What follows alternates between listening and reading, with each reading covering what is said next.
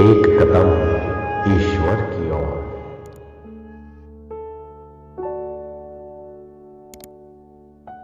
निर्वाण प्रकरण उत्तरार्ध 31वां सर्ग। अचिद्रूप वस्तु असत हो या सत, सभी चिति से ग्रस्त है, इसलिए कुछ भी नष्ट नहीं होता। इस विषय में निर्वाण की स्थिति का वर्णन।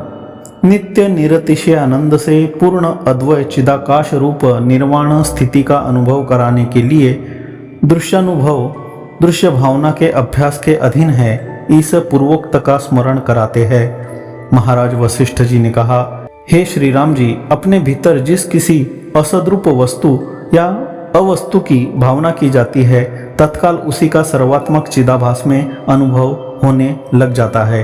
वही बाह्य पदार्थों के अनुभव रूप से दृढ़ अभ्यास होने के पहले बाहर में जगत के रूप से मानव स्फुरित होता है। इस विषय में अपना स्वप्न ही दृष्टांत है। ठीक है, ऐसा ही रहे, किंतु इससे प्रकृति में क्या आया, इस पर कहते हैं, यह सारा संसार चिति का ही रूप अर्थात कल्पित आकार है।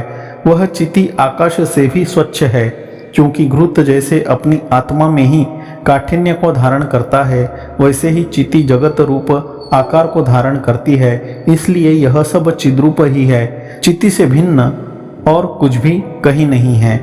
ऐसा ही सही, इसमें भी प्रकृति में क्या आया, इस पर कहते हैं, न तो नाश है, न अस्तित्व है, न अनर्थ है, न जन्म है, न मरण है, न आकाश है, न शून्यता है और न अनेकता ही है, किंतु अधिष्ठान रूप से सब कुछ एकमात्र ब्रह्म ही है, उससे भिन्न और कुछ भी नहीं है।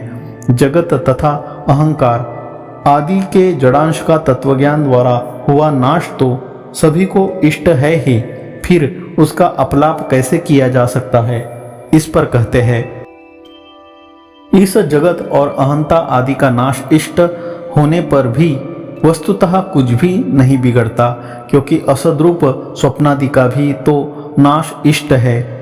उससे क्या बिगड़ सकता है, क्योंकि नाश का स्वरूप ही क्या रहा। मिथ्या अवभाषित हो रहे असत संकल्प नगर का नाश ही क्या मिथ्या है।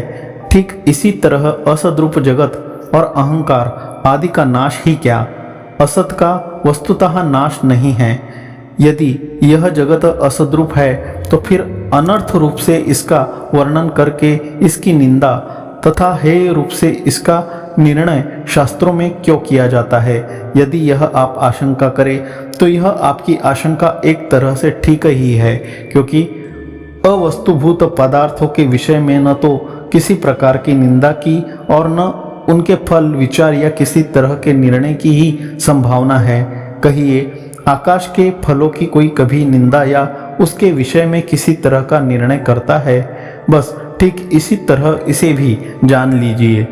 तब क्या वे शास्त्र सब व्यर्थ है? इस पर नहीं, यह कहते हैं, स्वाभाविक स्वरूप स्थिति की सिद्धि के लिए असद्रूप होते हुए भी सत की नई कल्पना करके निंदा आदि के द्वारा शास्त्रों में वैराग्य एवं विवेक से लेकर तत्व साक्षात्कार पर्यंत उपायों की कल्पना की गई है। यही सब शास्त्रों में निर्णय है। इसलिए हे श्री राम जी, जो ये सब वस्तुएं सत सी प्रसिद्ध हो रही है, इन्हें सद्रूप से भावना न करते हुए, यानी इन्हें आप मिथ्या समझते हुए, शास्त्र और ज्ञान संप्रदाय के अनुसार भूमिकाओं के क्रम का अभ्यास करके पाषाण के समान स्थित रहिए। ठीक है, आत्म तत्व के विषय में यह निर्णय ऐसा ही रहे, किंतु स्वर्ग आदि जगत के स्वरूप के विषय में कौन सा सफल निर्णय हुआ है, उसे कहते हैं। हे श्री राम जी, पूर्वोक्त स्थिति में सांसारिक पुरुषार्थाभास युक्त आपका एकमात्र संकल्प स्वरूप यह जगत एक क्षण में ही पूर्णतः नष्ट हो जाए, बस इतना ही इस सृष्टि के विलास में सफल निर्णय हुआ है। सुषुप्ति और प्रलय में सर्ग तो अपने आप ही नष्ट हो जाते हैं, अतः उसमें ब्रह्म रूपता के परिज्ञान से कौन सा लाभ हुआ, इस शंका पर कहते हैं, जगत में ब्रह्मात्मैक्य ज्ञान से उसका मूलोच्छेद पूर्वक अर्थात पुनः उत्पन्न न होना क्षय है। इसके विपरीत कोई दूसरे मार्ग से वैसा क्षय नहीं होता, क्योंकि प्रलय और सुषुप्ति आदि में जो क्षय होता है उसमें यह सृष्टि बीज रूप से रहती है, कार्य रूप से नहीं रहती, अथवा ऐंदव आख्यान की रीति से प्रलय में भी कार्य बने ही रहते हैं। तब सृष्टि के रहते भला प्रलय व्यवहार कैसे, इस पर कहते हैं, स्वप्न पुरुष के तुल्य जिन असत पुरुषों की दृष्टि में यह सृष्टि है, वह सृष्टि तथा वे पुरुष मृग तृष्णा जल के तरंग के समान है। तात्पर्य यह है कि प्रलय का संकल्प करने वाले की दृष्टि से उन सब की सत्ता न होने के कारण अपने संकल्पित संपूर्ण जगत के नाश से ही उसका प्रलय व्यवहार होता है। यही कारण है कि जीव और जगत रूपों के विषय में कोई निर्णय न हो सकने से अनिर्वचनीयता कही गई है। यह कहते हैं, जो लोग असत पदार्थों का ही सद्भाव सा मानते हैं, वंध्या पुत्र की वाणी की तरह हम लोग उनका कोई निर्णय नहीं जानते। कहने का तात्पर्य यह है कि जीव और जगत रूप अनिर्वचनीय ही है।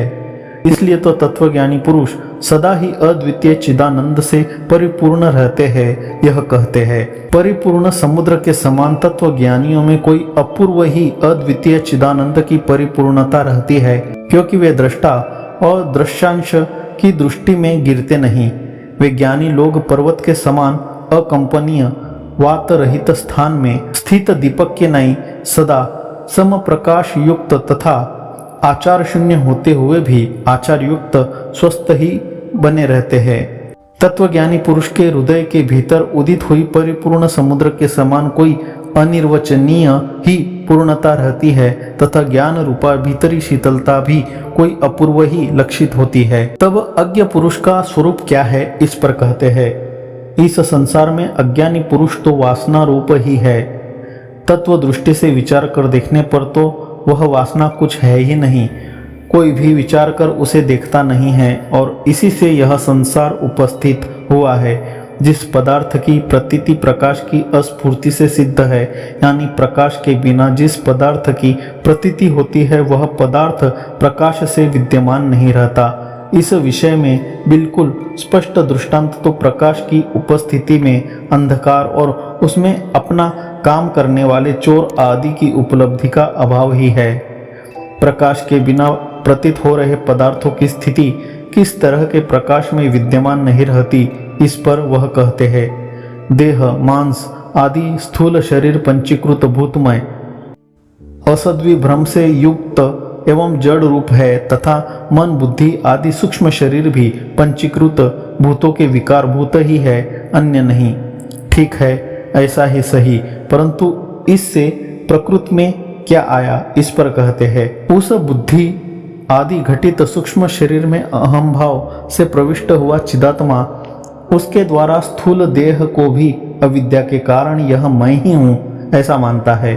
विवेक द्वारा बुद्धि अहंकार और चित्त की भूत द्विरूपता को वाचारंभणम विकारो नामधेयम इस श्रुति में दिखलाए गए उपाय से छोड़कर यदि उसकी स्वप्रकाश चिन्मात्र स्वभाव से स्थिति हो जाए तो फिर मुक्तता भी आविर्भूत हो ही गई, यह समझ लेना चाहिए। उसी को मैंने आलोक कहा है, यह तात्पर्य है। इस प्रकार आत्म प्रकाश के प्रस्तुत होने पर वासना भी बाधित हो जाती है, इसलिए उस वासना से भी संसार बंध की प्रसक्ति नहीं हो सकती। यह कहते हैं, विषय की ओर उन्मुख होने के कारण चिति लिंग शरीर रूपी उपाधि में यदि मिलित है तो उसकी वासना भी उस लिंग शरीर के सदृश ही मिथ्या है। अतः मुक्तता अवस्था में उसका बाध होने से वह वासना कैसी, कहाँ से, कहाँ पर और किस स्वरूप की हो सकती है। तत्व ज्ञान होने पर बद्ध जीव की ही जब उपलब्धि नहीं होती तब भला किसके द्वारा किसके बंधन की प्रसक्ति। यह कहते हैं, जिस जीव को इस संसार का भ्रम है वह असत ही है, जो असत होता है वह तत्व दृष्टि से देखने पर मृग तृष्णा जल की नई लक्षित ही नहीं होता। इससे किसको कहाँ से कौन सा संसार। आत्म प्रकाश के मंद पड़ जाने पर तो फिर चित्त का उदय हो जाने से संसार हो ही सकता है। इसलिए आत्म प्रकाश को तब तक दृढ़ बनाए रखना चाहिए जब तक कि संसार की बिल्कुल विस्मृति न हो जाए, यानी उसकी पुनः स्मृति का अवसर न आने पाए। यह कहते हैं, इससे इस तरह आत्मज्ञान के लिए प्रवृत्त हुए पुरुष के विषयों का स्मरण करने से जो पुनः चित्त का उदय होगा वही फिर संसार रूप से प्रवृत्त हो जाएगा। इसलिए हे श्री राम जी, सबको छोड़कर आकाश के समान निर्मल आत्मा की ही एकमात्र आप उपासना कीजिए। विषयों का पुनः स्मरण न होना ही श्रेय है। अतः भूमिकाओं के अभ्यास द्वारा एकमात्र सांसारिक विषयों की विस्मृति को ही इस व्यावहारिक जगत में सिद्ध करना मुमुक्षु पुरुषों का परम कर्तव्य है। भूमिकाओं के अभ्यास में तत्पर मुमुक्षु किस तरह देखे यह बतलाते हैं। न दृष्टा है, न भोक्ता है, न अस्तिता है और न नस्तिता है, किंतु सदा समुद्र के समान परिपूर्ण प्रारब्ध प्राप्त बाधित व्यवहार के निमित्तभूत एक शांत स्वरूप यथास्थित यह सब ब्रह्म ही है। यह सारा दृश्य जगत सद्रूप ब्रह्म ही है। ऐसा स्पष्ट ज्ञान हो जाने पर बिंब और बिंबी यानी चिदाभास और उसकी उपाधि दोनों के नाश से जल सूखने से बिंब रूपता की नई एकमात्र शिव स्वरूपता ही उदित होती है। परम पद में विश्रांत समदर्शी तत्वज्ञानी की समाधि या राग द्वेष से शून्य व्यवहार दोनों ही प्रतीत होते हैं। अन्यथा निर्वाण रूप सप्तम भूमिका में प्राप्त इस ज्ञानी की शांत रूपता ही अवशिष्ट रहती है, क्योंकि वासना रहित मुनि कैसे व्यवहार कर सकता है।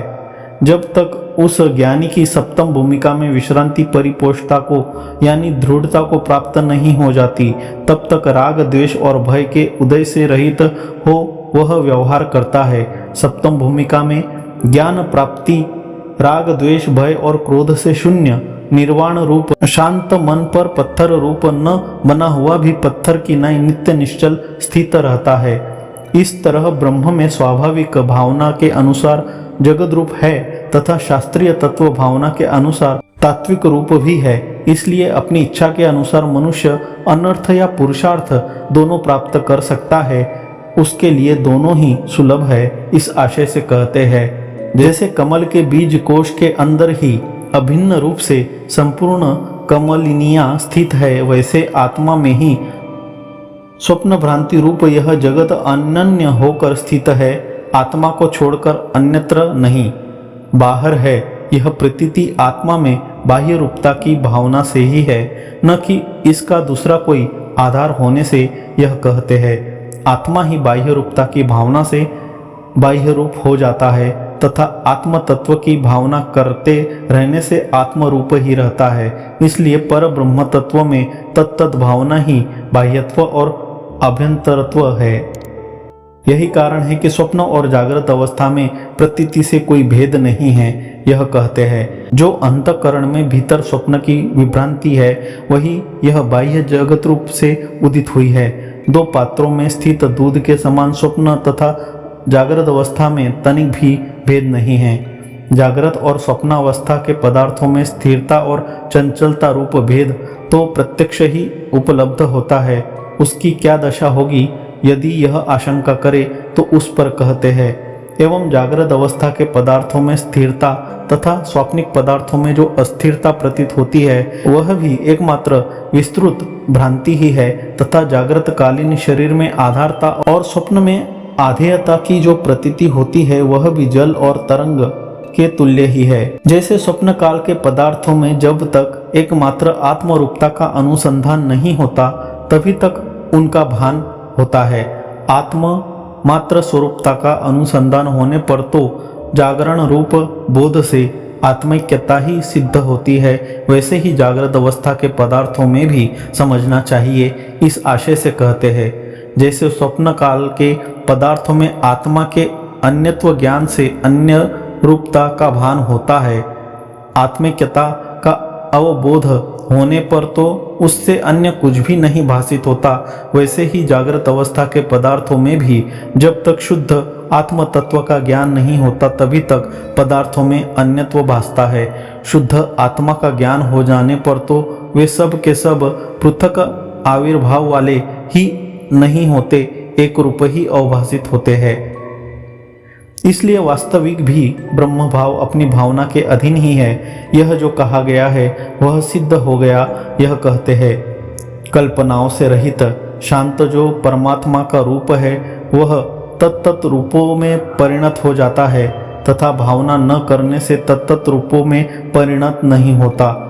स्वप्नादि ज्ञान के शांत होने पर जो विशुद्ध ईश्वर का रूप अवशिष्ट रहता है वह अस्तित्व के निरूपक काल और देश आदि के आधार का अभाव रहने से वह है यह नहीं कहा जा सकता, तथा स्वरूप का बाध न रहने से वह नहीं है यह भी नहीं कहा जा सकता, इसलिए वह वाणी का विषय कदापि नहीं है।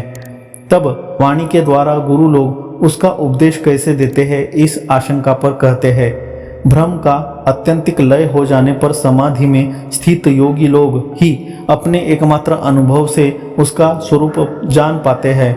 कांता संभोग सुख की नहीं, दूसरे के प्रति वह उपदेश का विषय नहीं है, वह विद्वानों के अनुभव का ही विषय है। उसमें श्रोता की बुद्धि को प्रवृत्त करना ही उपदेश का फल है। इसलिए हे श्री राम जी, अहंकार छोड़कर भय, मान, विषाद, लोभ, मोह, आत्मा, देह, मन, इंद्रिय, चित्त, जड़ता से शून्य, शांत, समस्त भेदों से रहित अविनाशी निर्वाण स्वरूप एकमात्र ब्रह्म होकर सर्वदा ही समाधि में स्थित रहना ही युक्त है। व्यवहार विषयों में पड़ना उचित नहीं है। 31वां सर्ग समाप्त।